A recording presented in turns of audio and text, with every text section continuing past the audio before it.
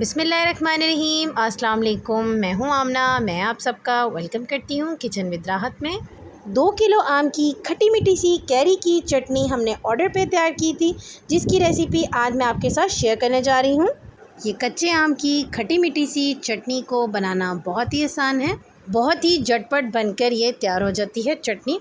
तो जल्दी से चलते हैं अपनी रेसिपी की तरफ। यहाँ पर हमने कच्ची कैरी ली हैं 2 किलो। इन कच्चे आम को हमने सबसे पहले वॉश कर लिया है। और अगर इसी दौरान चैनल पे न्यू है तो जल्दी से मेरे चैनल को कर दें सब्सक्राइब और बेल आइकन को भी ज़रूर प्रेस करिएगा, ताकि मेरी हर आने वाली न्यू वीडियो का नोटिफिकेशन सबसे पहले आपको मिले। अच्छा, यहाँ पे मैं आपको ये भी बताती चलूँ कि जब आप मार्केट से कच्चे आम लेकर आएँ तो वो एकदम फ्रेश होने चाहिए और उनका जो साइज़ है वो छोटा होना चाहिए, मतलब कि वो छोटी जो कैरीज़ है ना वो आपने लेके आनी है। और जी सबसे पहले क्या करेंगे, इसका जो छिलका है ना इसको हम सारा रिमूव कर लेंगे।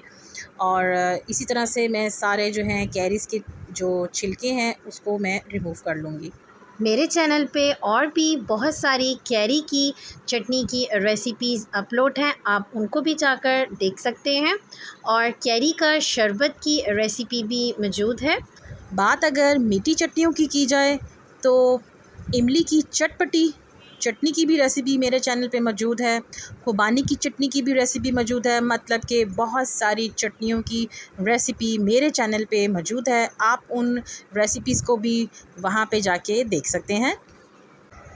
कैरी का छिलका रिमूव करने के बाद कैरी को ना हम इस तरह से लंबा लंबा जूलियन कट में इसकी कटिंग कर लेंगे, ना ज़्यादा पतला और ना ज़्यादा इसको हम मोटा काटेंगे, दरमियाना रखेंगे और इसको लंबाई में काटेंगे। जिस तरह से आप वीडियो में देख रहे हैं बिल्कुल इसी तरह से। तो यहाँ पे सारे कैरी को हमने यहाँ पे कट कर लिया है।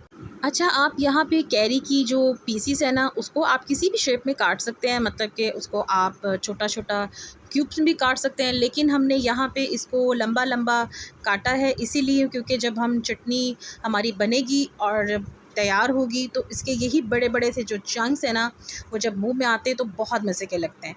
तो यहाँ पे एक हमने बड़ा सा बर्तन लिया है, उसमें हमने ये जो कटी हुई कैरीज थी इनको इसमें शामिल कर दिया।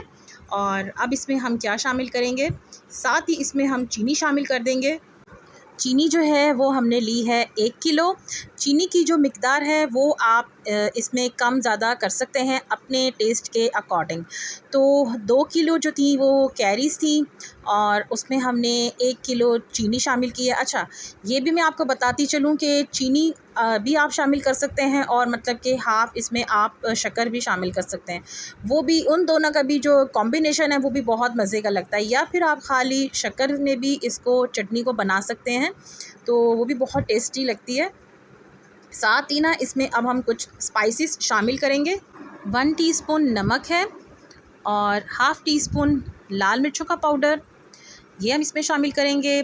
और 1.5 टीस्पून इसमें हम ज़ीरा शामिल करेंगे और 1/4 टीस्पून इसमें हम पाउडर शामिल करेंगे दालचीनी का, 1/4 टीस्पून अजवाइन भी 1/4 टीस्पून इसमें शामिल करेंगे। चाट मसाला इसमें हम 2 टीस्पून शामिल करेंगे और ये है सौंफ। सौंफ इसमें भी वो हमने 1.5 टीस्पून जो है वो सौंफ शामिल की है और इसको हमने हल्का सा ना दरदरा सा पीस लिया था।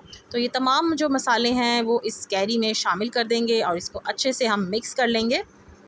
जो इसमें पाउडर मसाले हैं वो अपनी टेस्ट के मुताबिक आप इसमें कम ज़्यादा कर सकते हैं। अच्छा, साथ ही इसमें अब हम शामिल कर देंगे 3 कप पानी, क्योंकि हमने इसमें चीनी भी शामिल की है 1 किलो, तो जो चीनी है ना वो भी अपना पानी जो है वो छोड़ेगी। अच्छे से इन तमाम चीज़ों को हम मिक्स कर लेंगे और इसको हम पकाएंगे तकरीबन 20 से 25 मिनट के लिए।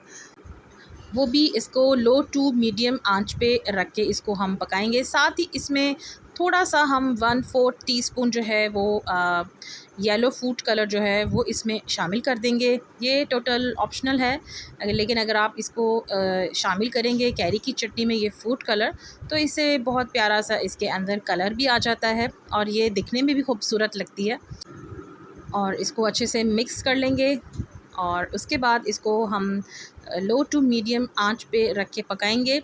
और जब इसमें बॉयल आएगा उसके बाद इसको हम कवर करके जो है ना इसको हम पकाएंगे तकरीबन 20 से 25 मिनट के लिए। तो यहाँ पे बॉयल आ चुका है और इस पे हमने लिड लगा दी है और यहाँ पे आप देख सकते हैं कि इसकी ये कंडीशन है और इसकी आप थिकनेस चेक करें। इसमें आपको जो पानी नज़र आ रहा है वो इतना थोड़ा बहुत इसमें जो है ना इसको रखना है, इसको बिल्कुल भी ड्राई नहीं करना, नहीं तो क्या होगा कि जो कैरी की जो चटनी है वो बहुत ज़्यादा थिक हो जाती है। तो जैसे ये अभी गर्म है और ये अच्छे से गल भी गई हैं कैरीज़, क्योंकि जब ये ठंडी होंगी तो कैरी की जो चटनी है ना वो थिक होती जाती है। तो आप इसकी यहाँ पे कंडीशन देख लें, माशाल्लाह अल्हम्दुलिल्लाह ये बन के तैयार हो चुकी है। तो बस चूल्हे की फ्लेम को ऑफ़ कर देंगे और कैरी की जो ये चटनी है इसको हम अच्छे से ठंडा कर लेंगे। ठंडा करने के बाद आप इसको किसी भी कंटेनर, एयर टाइट कंटेनर में डाल के इसको आप महीनों तक आप इसको रखें फ्रिज में, ये बिल्कुल भी ख़राब नहीं होगी। और इसको आप सर्व करें आलू के पराठे के साथ, या फिर आप इसको सुबह नाश्ते में प्लेन पराठे के साथ खाएं, बहुत ही टेस्टी लगती है। और ये इसकी फ़ाइनल लुक है। उम्मीद करती हूँ कि आपको मेरी आज की ये कैरी की चटनी की रेसिपी पसंद आई होगी। इंशाल्लाह बहुत जल्द एक न्यू रेसिपी के साथ आऊँगी, तब तक के लिए अल्लाह हाफ़िज़।